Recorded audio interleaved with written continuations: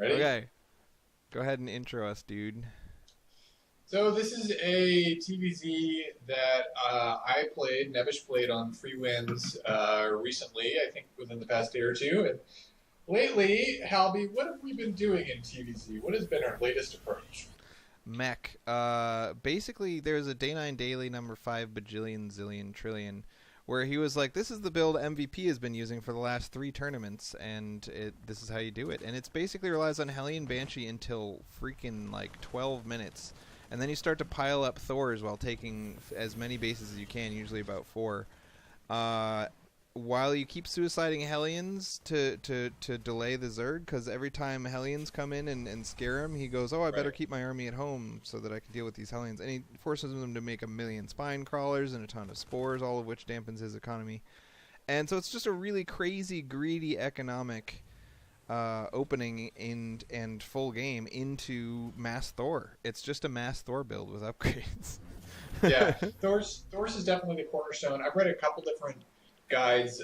One of the recent guides you sent me from a Pro Terran player, he actually encouraged you to get more of a mix between Thor. Actually, Xenocider himself said you don't want to overcommit to Thors, but I read other guides, and you've said, you know what, get as many Thors as you can, even if he's going Roach.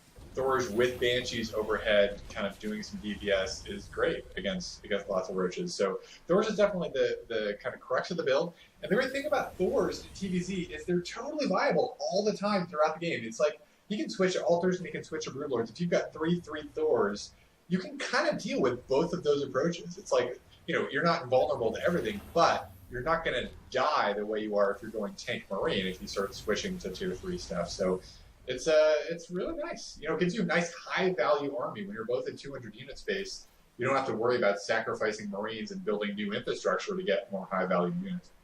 hmm And I've been impressed with the builds, the way that basically if you're massing Thors and upgrades and Banshees all game long, those are some crazy gas heavy units. They're actually both the same ratio of 3 to 2 minerals to gas. And a traditional fully saturated base is going to give you I think it's 4 to 1 ratio of minerals to gas. So you end up with this huge surplus of minerals that you just can't spend on anything useful. And, I mean, sure, you can continually make Hellions with that, but it's not, even if you made, like, as many Hellions as you possibly could, you just can't spend all those minerals because you don't want to be maxing out on pure Hellion. So, you get this excess of command centers. And the way that most people, or at least traditionally the way that I die in TvZ, is he does a big bust and he kills one of your primary mining bases, and then you're down to 1 mining base or no mining bases, and he starves you from there. But if you have an extra like 3 command centers all the time just sitting there, and he does this huge bust and then you chase him off, you just land one of those command centers and it's like you didn't even get busted. So the huge excess of command centers is one of the things that I like most about this build. Because when you're going Yeah. bio, minerals, marines, that's the most important thing. So you can't be wasting money on command centers. Yeah, it's really nice having just a ton of minerals to spare and just know that you're okay having a ton of minerals to spare. You can get command centers, and I also lately, one thing that has helped me kind of actually go from winning maybe 30% of my mech games to winning all of them.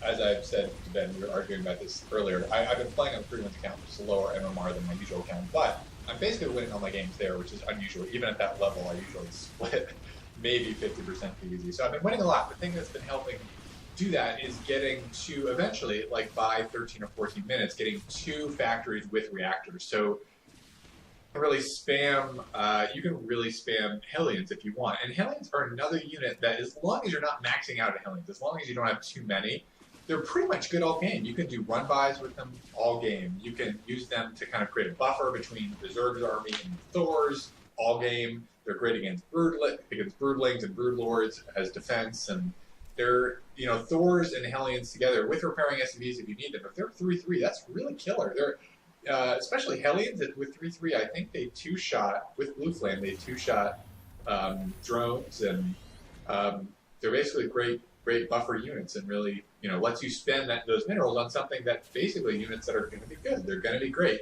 And if you don't need them anymore, who cares? You just throw them away. Go put them in a drone mineral line somewhere and forget about them. And they'll be worth, they'll do damage. Mm-hmm. Yeah, so that's like the best thing with the double engineering bay 3OC opener that all the pros are doing lately. You really have this window of time when 2/2 finishes and +1 vehicle attack finishes where you have to do some major damage. And I've never done really good with builds that have a huge income and a window of time in which you have to do damage, because it's hard to spend that much money, man. I just don't have that kind of mechanics. So the problem with that build is that after he has Broodlords and Infestors and 3/3 upgrades and Adrenal Glands and Ultras with armor upgrades, Marines just become a useless unit that you don't want to be making anymore, and yet you spent the entire early game focusing on Marines, so it's really easy to fall into the trap where you keep making Marines when you shouldn't be and just die. So yeah, making Thors is awesome because you still want them at the end, like Nick said. So one thing you're not doing in this game that I have always been doing is at about 8 minutes, I send an SCV by himself and just make a bunker. And if it gets up, I float my OC up here, because worst case, I have to lift it and float it back home. But and then I put a PF over here instead of the orbital over here, because the Zerg is going to kill this base. This is what's going to die. So having an orbital is kind of... I've gone back and forth. I think I'm with you. Putting the orbital back there is better. I think lately, if I kind of forget or I get delayed and have to put it up at that closer base, I'll sometimes put a PF with that orbital at front. But because I'm rallying all my troops at front, I would be more than happy if he came in with a big army right now and hit my front with 2 tanks, 4 Thors, Banshee overhead, and troops rallying in. Bring it on! Like I'm more than happy that they're gonna make that happen. So. I'll get that back base later. It looks like he's gonna go. Yeah, there is a Zerg in there. So another thing that I've had trouble kind of understanding about Mech, and I'm still kind of working on it, is the pace of it is so different. Like you were saying, with the or 3-base bio-oriented plays with 3OC, it's like you've really got to do a lot of damage around the 14 and 15-minute time stamps. And with Mech, you kind of have that option. Like you can do that damage, you can push out and make something happen, or you can sit back, take your half of the map, and play defensively. It's totally legit. And eventually, Zerg, pretty much any Zerg will eventually come and hit you. Like it's scary for Zerg to be facing a Mech player and just let them macro up. So and that trade will almost always go in your favor. So yeah, and especially because in the early game you're keeping your Hellions and Banshees out there and showing him that you have an army, and so he has to make an army of his own in response, but that army is made up of primarily Lings, Infestors, and Roaches, and when he maxes out at 200 unit space, he looks at his Lings and says, you know what, these could be Broodlords. So he wants to kill off those Lings and replace them with Broodlords, so he's going to attack you and lose all those units. And with Bio, usually that attack can do some huge damage and trade really well, but with Mech, he'll walk in and kill literally nothing with his 200 unit space Ling army.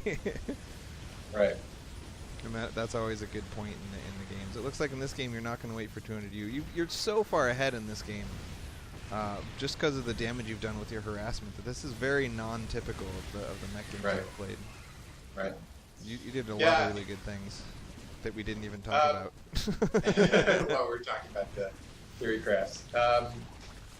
One thing that I really learned a lot from watching Xenocider, who's a great GM, 14-year-old GM player that Halby and I both been watching on and off the past couple of weeks, is when you're playing TvZ and you're doing a 3OC kind of build, which is what he tends to do, you can, the general rule of thumb is play somewhat passively or neutral at best, kill creep, but don't push out too much until he starts getting high tech. Once you scan, and it looks like you got a great, you like to do this, Halby, actually. You like I like Neural Parasite. But I've killed a lot of bases and he's going to have trouble recovering from this game.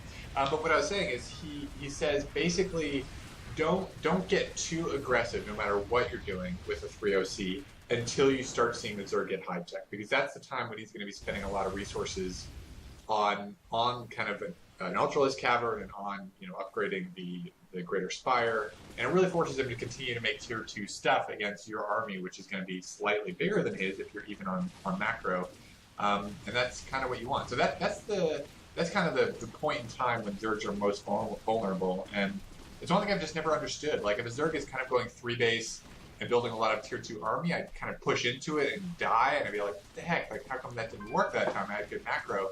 But it's because he's basically sticking on tier 2, and he's kind of harder to kill at that stage. And there's no need to kill him then. Like, if you're playing Mech especially, like, sit back, take 2 more bases than he has, get a huge income advantage, defend whatever, lame stuff he throws at you at tier 2, and then go kill him when he starts taking to tier 3. Yeah. That transitional period for Zerg, because, like, 2 Broodlords is not very good. They need a huge, massive pile of gas to be able to do the late game transitions. Ultras are kind of they're a little bit better than the Broodlords in that respect. You can make 2 Ultras, and it's kind of a good addition to a Ling Infestor army, but it's not scary. It's not like game-endingly awesome. So the Zerg really wants to store up a ton of gas while he's on tier 2. And if you aren't poking and aren't doing any damage to him, then he can get there a lot quicker. And then he wants to spend all that gas at once on a bunch of Ultra eggs that are going to take 6 months to morph. And a bunch of Corruptors that can't yet shoot the ground. And that's the best time to just walk in and melt him. Right.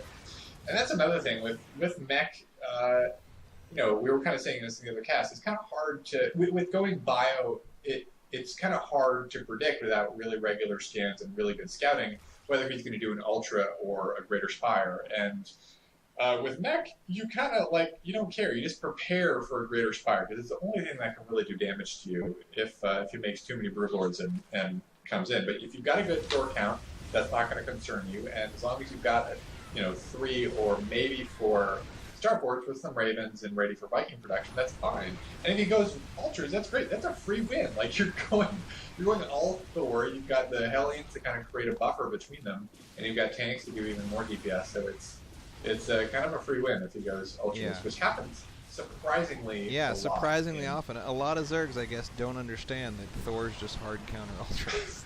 That's happened, in several of our games. Terran's underpowered. GG.